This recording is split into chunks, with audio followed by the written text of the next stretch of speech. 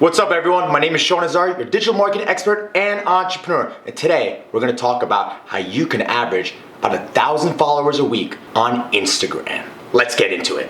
So there's no question that your business should not be leveraging Instagram. I mean, as of last month, or as of December of 2016, Instagram has announced that it has over 600 million active users on its platform.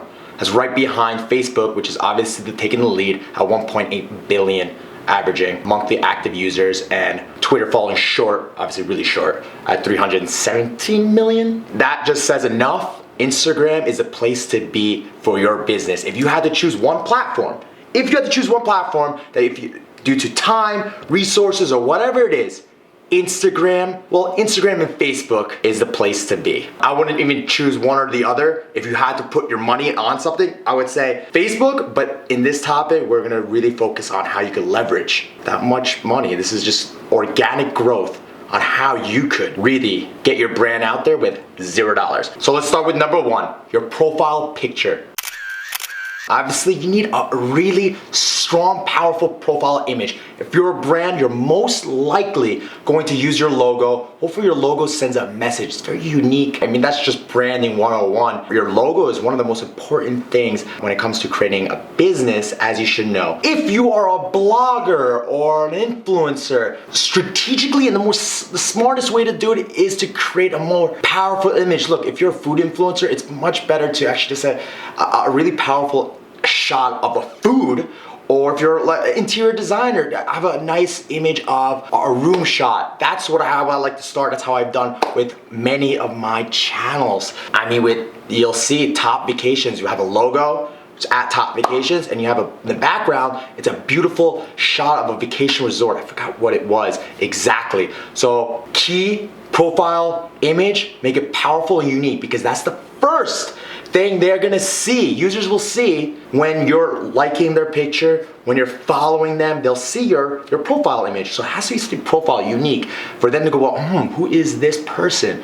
Interesting. And on top of that, I'll keep this with step number one, profile pic and your Instagram handle name. Now, an Instagram handle name is usually your business name. However, if you're an influencer, you're trying to be an influencer, if you're being a blogger, try to think something you're unique. It is actually much harder to grow an account if you're using your actual name. Now, not saying you should not do that if you're branding yourself rather than a specific niche. So it's up to you. It is much harder to grow for your name rather than, let's say, like for instance, New York City Hungry is one of my accounts. Makes sense, right? New York City Hungry, food influencer.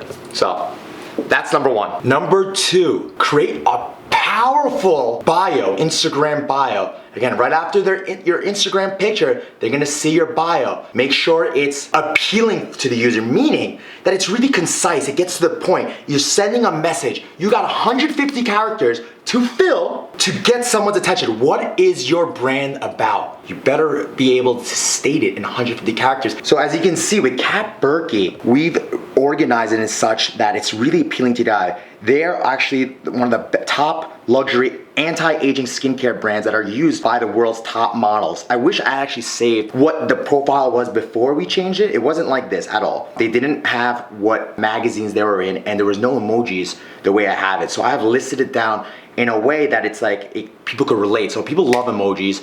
You want to keep it short and simple, and you want to make sure that if you're doing something like this, as seen in if you can, create bullet points. As you know, that bullet points are more appealing and it's easier for people to read your content. Same goes with your Instagram profile. So again, so over here we have, Harper's Magazine, InStyle, Marie Claire. Now, a trick to do this is use your notepad. First, create the bio in your notepad. Make sure there's no spaces. So over here, as you can see, it's in my notepad, right? There's no space after the R, right? So if there was a space here, and then I press enter and let's go back. Since there's a space there, if I pasted this in a profile right now, this will go on top. So see that? Make sure that doesn't happen. Right here, you can't really do much on here. There's no return, so you have to take this back on the notepad to actually edit the profile. So I bring it back to notepad, I'm bringing it back. It's now done, and Done. All right, powerful bio. Make sure you have your link to your website on it. Your headline, which is not your Instagram name. Your headline could sometimes be not your Instagram name. I mean, not your brand. It doesn't have to be always your brand's name. Sometimes you could be like home decor. It could be something that's more searched often. So remember, if your Instagram name is your business name, sometimes you don't have to. This is an exception for some brands. It depends on how you want to describe your message. Sometimes you want to put keywords there that people search on their search when they're finding users. If it's home decor, and if you want your name to pop up, that's another way of having users finding you, identifying who you are. So, powerful bio. So number 3, post photos that grab people's attention. This could be, let's say if you're a food influencer, you wanna have your last 6 images should always be like crazy, obscene pictures of food, maybe like really cheesy ones that say crazy sundaes, like ice cream sundaes. For example, usually when I go to Devour Power, since they're like mainly food, their images are perfect. The last 6 images are like, if this is like something, wow, love it. Like who wouldn't want the marshmallows? Let's see what else they got. Like look at that thumbnail, that macaroni cheese. That's what I'm talking about. So make sure your last 6 images are always something that, you know, remember, when you're liking someone's picture, when you're following them, they're gonna see a couple things. They're gonna see your profile pic, they're gonna see then your Instagram bio, right? And then they're gonna see your last 6 images because it's a grid. And that's important for them to click more and see if they're interested in your content. For instance, here's another example. Here's a beauty influencer, Farah Dahuka. So Farah, how amazing are these? This is great. Like, what the hell is that? People were curious, so you know what they do? They click, boom, info. Look at the caption, and guess how many comments?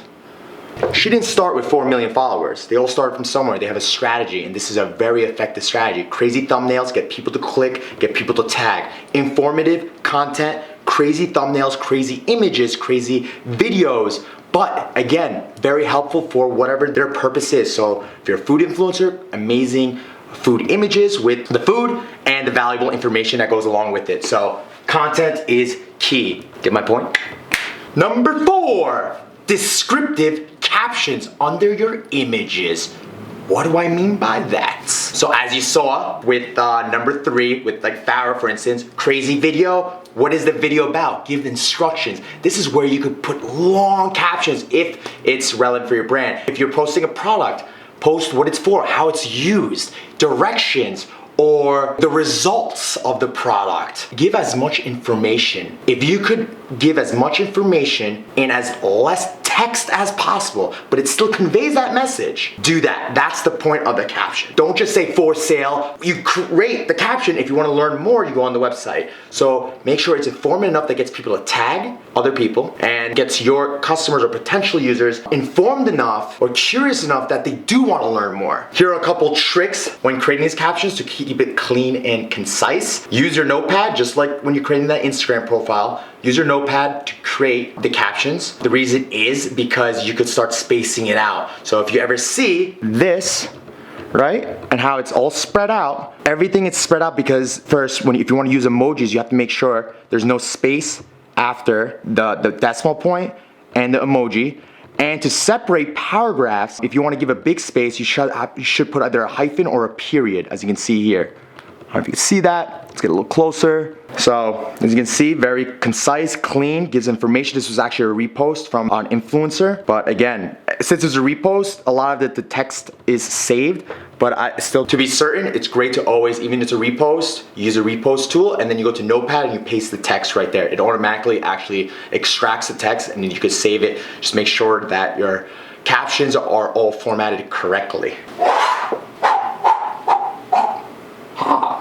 That's what I'm talking about. Add hashtags. Relevant hashtags for your brand. Like these. Depending on your brand, let's go back to an example as a food influencer. If you want to go towards your niche, if you're a local food influencer, for example, New York City food influencers like to do what? Hungry New York City foodie, New York City food. If you're in home decor, you want to do interior design, hashtag home decor, hashtag, and you can find a bunch of them if you go on the search toolbar and type in the hashtag and see how many people are using it. Sometimes you want to be a little bit specific, and sometimes also create a hashtag that's relevant for your business. That is important to do that. Let's say one of my previous clients had a hotel. Their unique hashtag was discover your sanctuary. Another one, Safavia, looks like someone's decorating.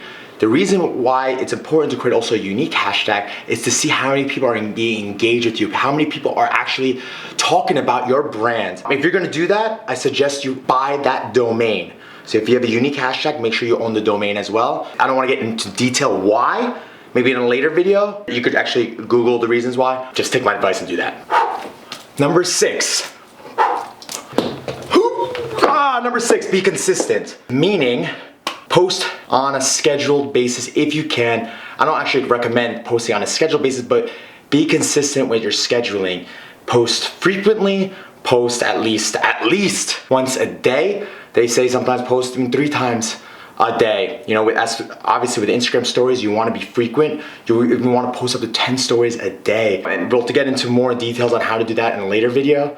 But like what type of content that you should be posting. But it's relevant that you post frequently, and so people keep seeing that you're on like a spaces. You're not posting once a month. Who's gonna follow an account that you're just posting once a month or once every week? And you're also try to have a set pattern. Now, this works for some brands. For instance, restaurant owners, I would pay attention to this. If you're a restaurant and you turn into a lounge, a really cool lounge, and you have a great atmosphere, your post should be set up in this type of way.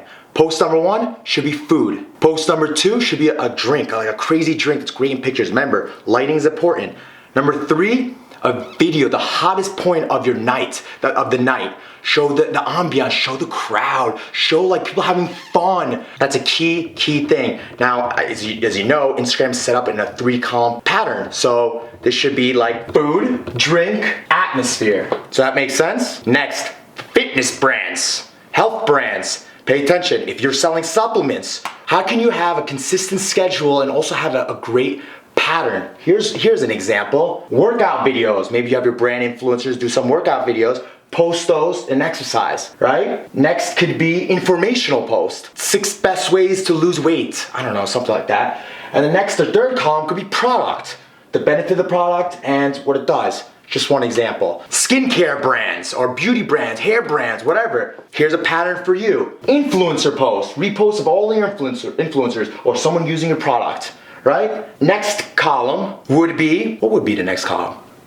Can you take a guess? No.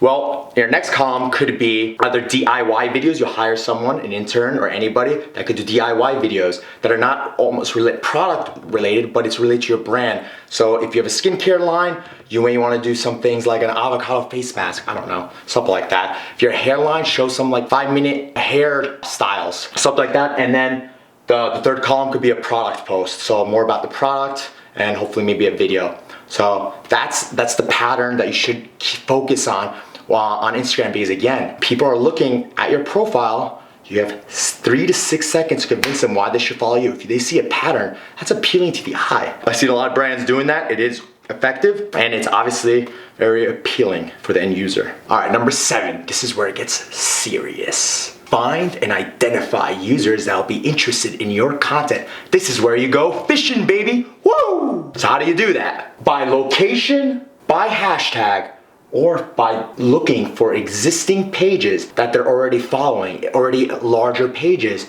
If you believe that they're already following a certain page, let's say if they're following a specific restaurant, a competitor, if they're following that page, or more likely, if you're a restaurant, right, those users are most likely gonna be interested in your restaurant if you have the similar type of atmosphere, if you're in the same type of location, and so forth. So those users are targeted as a curate list. You're basically creating a curated list of users that have a potential interest in your business. So that's key. Identify your competitors, identify these pages before you start targeting, identify specific hashtags that they may be using, that if you start following these users or liking them or DMing them, if they see your content, they're more likely to be interested in following your page. So that goes into number 8. Here's a rule of thumb. this is where it gets really strategic.